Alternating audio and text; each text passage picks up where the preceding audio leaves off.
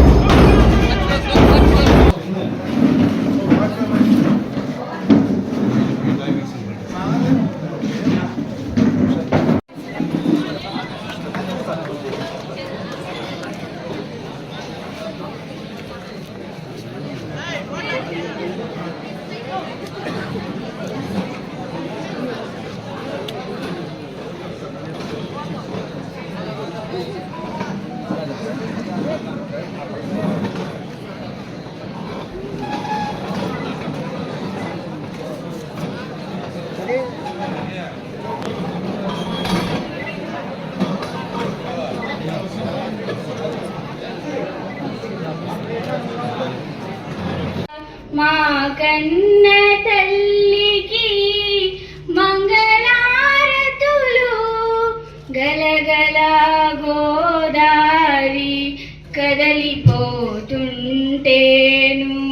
బిరబిరా కృష్ణమ్మ పరుగులెడుతుంటేను బంగారు పంటలే పండుతాయి మురిపాల ముత్యాలు దొరలుతాయి మా తెలుగు తల్లికి ఆడుతాం.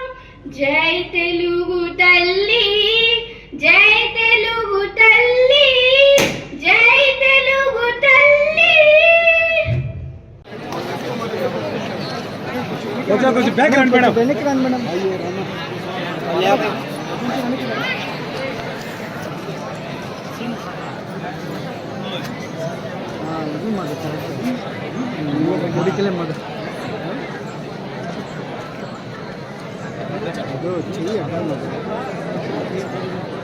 ఓకేనా?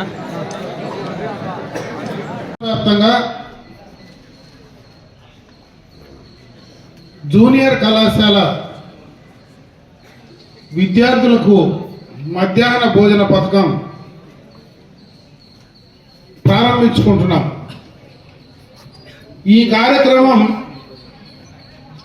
గతంలోనే చంద్రబాబు నాయుడు గారు ముఖ్యమంత్రిగా 2014-19 ముఖ్యమంత్రిగా 2017-18లో మొదలుపెట్టారు. అయితే గత 19-24లో ఉన్నటువంటి ప్రభుత్వం దీన్ని ఆపివేయడం జరిగింది. అంటే దీనికి ఉన్నటువంటి ఏదైతే ఈ కార్యక్రమాన్ని గతంలో మొదలుపెట్టినటువంటి సందర్భం కూడా ఈరోజు మధ్యాహ్న భోజన పథకం స్కూళ్ళల్లో అంతా కూడా ఉంది. ఆ స్కూళ్ళల్లో, ఆ గ్రామంలో, ఆ ప్రాంతంలో ఉండేటువంటి విద్యార్థులు వెళ్ళి మధ్యాహ్న భోజనం కార్యక్రమాన్ని నిర్వహిస్తారు, అక్కడ తింటూ ఉన్నారు. అయితే జూనియర్ కళాశాలకు మాత్రం ఎక్కడి నుంచినో దూర ప్రాంతాల నుంచి వస్తారు. ఈరోజు ఇక్కడ చదివేటువంటి విద్యార్థులందరూ కూడా సంపన్న కుటుంబాల నుంచి వచ్చిన వాళ్ళు కాదు, పేద కుటుంబాల నుంచి వచ్చిన వాళ్ళు చాలా మంది ఉన్నారు. సుదూర ప్రాంతాల నుంచి ఇక్కడికి వచ్చినటువంటి వాళ్లకు మధ్యాహ్నం పొద్దున మీరు అర్లీగా బయలుదేరి వస్తే మీకు మధ్యాహ్నం సక్రమైనటువంటి సమయంలో ఇక్కడ భోజన వసతి లేకపోతే కలిగేటువంటి ఇబ్బందులు దృష్టిలో పెట్టుకునే గతంలో చంద్రబాబు నాయుడు గారు ఆలోచన చేస్తే, గత ప్రభుత్వం దాన్ని నిర్లక్ష్యం చేస్తే, మళ్ళీ ఇప్పుడున్నటువంటి కూటమి ప్రభుత్వంలో దీన్ని డొక్కా సీతమ్మ గారి మధ్యాహ్న భోజన పథకంగా ఈ కార్యక్రమాన్ని తిరిగి పునఃప్రారంభించుకుంటున్నామని చెప్పి సందర్భంగా తెలియజేస్తున్నాం.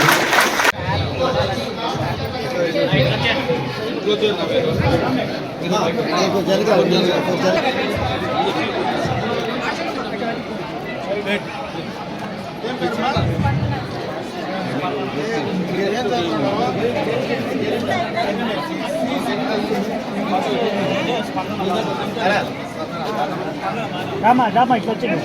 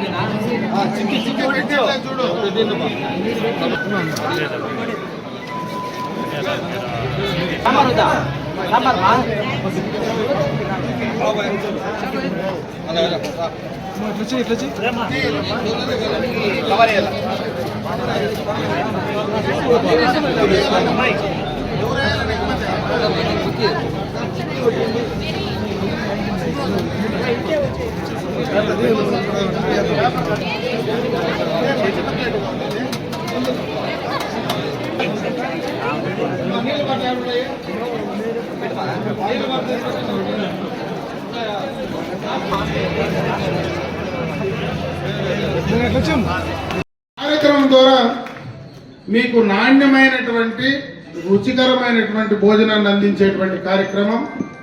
దీన్ని సక్రమంగా ఉపయోగించుకోమని వినియోగించుకోమని చెప్పి సందర్భంగా మిమ్మల్ని అందరినీ కూడా నేను కోరుకుంటున్నా.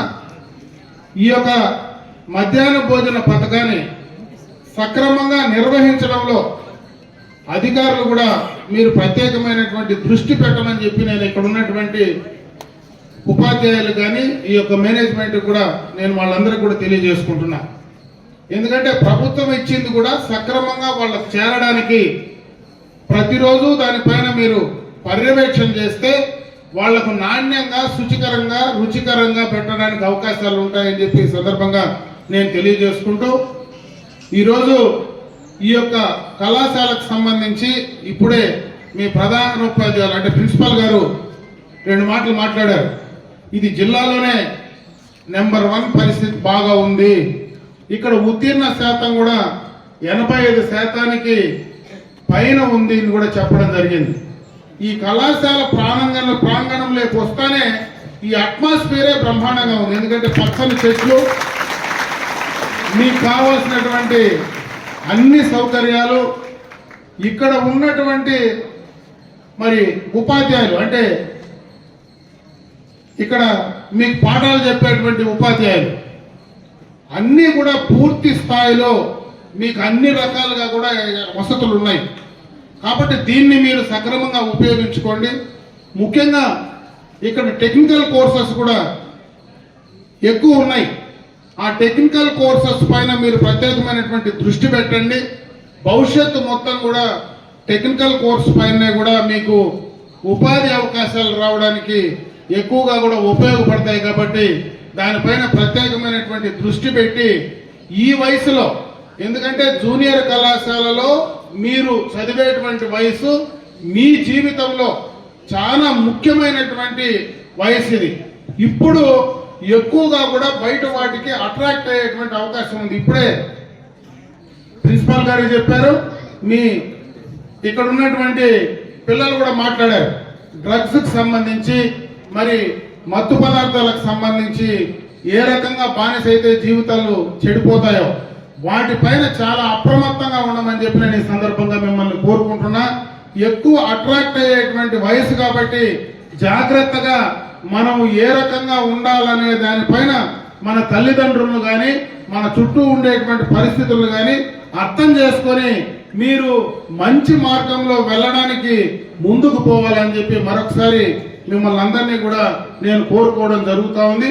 ఇంత మంచి అట్మాస్ఫియర్ ఉండేటువంటి ఈ యొక్క కళాశాలలో బాగా చదివి మంచి పేరు తీసుకొచ్చి అటు మీ కుటుంబ తల్లిదండ్రులకు కానీ ఇక్కడ చదివినటువంటి కళాశాలకు కానీ ఈ ప్రాంతానికి కానీ మంచి పేరు తీసుకొచ్చి మీరందరూ కూడా భవిష్యత్తులో బాగా ఎదగాలని చెప్పి నేను మనస్ఫూర్తిగా ఆ భగవంతుణ్ణి ప్రార్థిస్తూ ఈ కార్యక్రమాన్ని బాగా ఉపయోగించుకొని మీరు ఇంకా ముందుకు రావాలని చెప్పి మరొకసారి తెలియజేసుకుంటూ సెలవు తీసుకుంటున్నాను. జై హింద్.